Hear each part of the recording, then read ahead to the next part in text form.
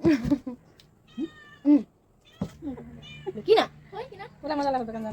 hello guys welcome back to my YouTube channel र म next ब्लगमा देखाउँछु भन्दै होइन मम्मी घरमा किनेको इम्पोर्टेन्ट काम छ नि मम्मी एउटा इम्पोर्टेन्ट काम छ होइन ठुलो कुरो देखाउँछु नि आज म तपाईँहरूको घरमा के भएको छ म देखाउँछु नि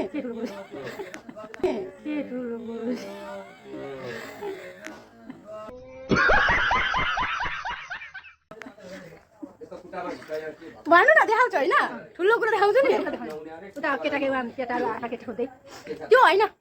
अर्कै ठुलो कुरो देखाउनु आएको होइन म उहाँ घरदेखिबाट के भनेर बोलाउनु भएको ठुलो कुरो देखाउँछु भनेर होइन कुरो खान होइन होइन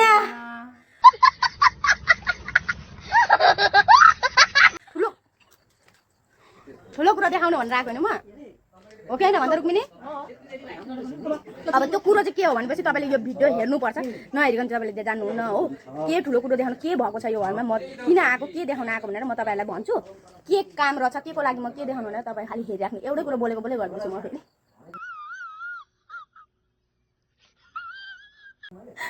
नि मम्मी के दिनुभयो अहिले मलाई खाना पापड दिनुपर्छ खाना पाउन पनि आउनुपर्छ भित्र लाज लाग्छ अलिकति भिडियो बनाउन पनि अनि चिया खाँदै चाहिँ दुध हालेको चिया पाहुनालाई चाहिँ म देखाउन सक्दिनँ किनभने अब सबैको प्राइभेसी हुन्छ होइन अब भरे क्यामेरा उठाएर जाउँला भरे पट गरिदेला नि त्यहाँलाई त्यसमा पनि अब लाजै मर्दा हुन्छ त्यसको लागि म पाहुनालाई देखाउँदिनँ हो लो गाइस म चाहिँ अब त्यो खतरनाक चिज देखाउनेवाला छु के हो भन्दाखेरि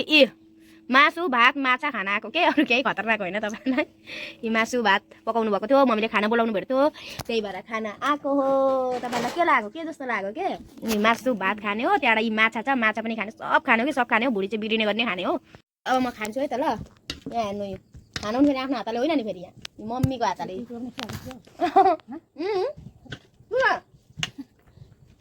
यस्तो हात फेरि ल भन्नुहुँदैछ अब यसरी नै खान्छु त यसरी नै भन्नु परेन धेरै बाक्लो छ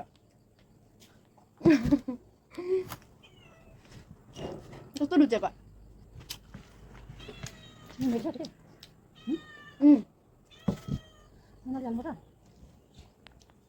बानी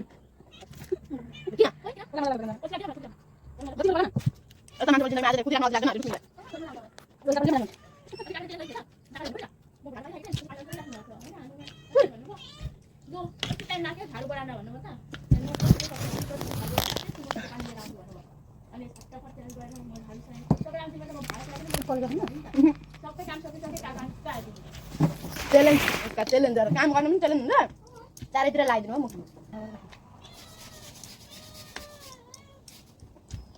मासुसँग खाएको माछा पकाउनु पर्छ म माछा खान्न त्यसरी खाना खान्छु के खान्न अरे कहना क्या चाहते हो सबै हालिन देखियो हुन्छ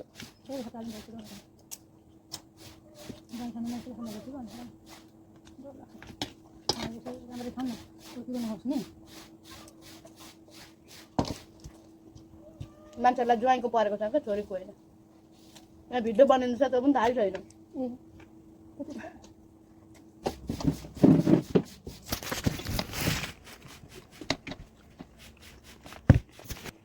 देखिहाल्नु होला म किन आएको थिएँ भनेर होइन मैले चाहिँ हामी चाहिँ भात खान आएको थियौँ भात जाँदा नि म त घरमा भातै नखाएको के मन काटको सब्जीहरू बनाएको खानुलाई मिठो लाग्छ नि त आफूले पकाएको कति खानु अरूले पकाइदिनु होइन कि घरमा आफ्नै पालो पर्छ सबैतिर मासुहरू पकाउनु अनि खायो क्या अनि